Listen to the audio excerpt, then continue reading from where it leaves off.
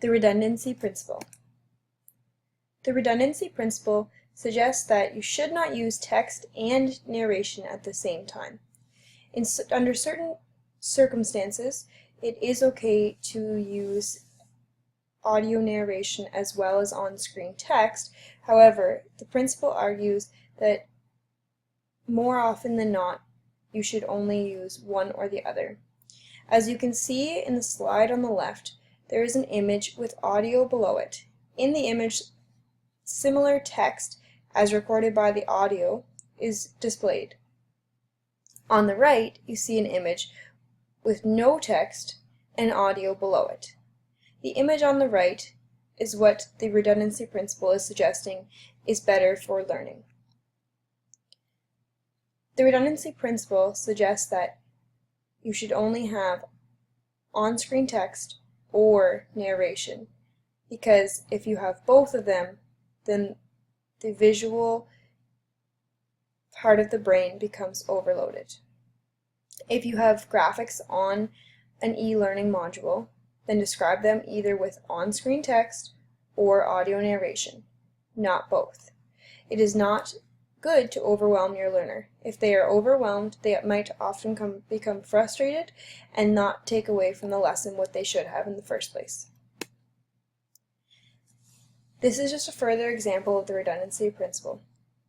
In this image, we see numerous images describing the f-stop, which pertains to a camera.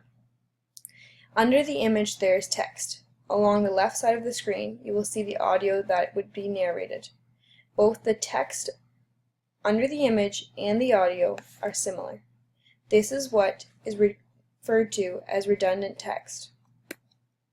This slide has the same image but without the text. On the left side, you see the audio that is being read. This image is what the redundancy principle argues is better to have so that the learner is not necessarily overwhelmed by the duplication of text.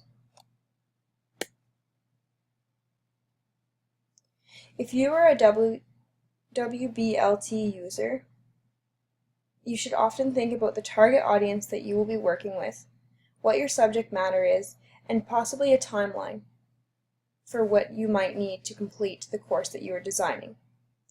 If your course is controlled by the user, so the person who will be learning the topic, if the audience does not speak the language of instruction, so if the instruction is given in English, and let's say someone speaks Tagalog, which is the language from the Philippines, and there are no pictures, then you may consider using on-screen text to help benefit your learner. They can control it at a slower pace, and it helps aid them in their learning. But if there is a course that is guided by an instructor and there are accompanying images, it is beneficial then to avoid the duplication of text. So choose either on-screen text or audio narration, not both. And finally, some guidelines for use. You should avoid using on-screen text when you have pictures that have words that are accompanying the pictures, and you should use on-screen text when you have no pictures on the website. If the learner has enough time to go through both the pictures and the words at their own pace. If the learner faces a language barrier, for example, if the language of instruction is not the same as their language. And finally, if there are a few words placed around the picture, then you may consider using on-screen text. Thank you.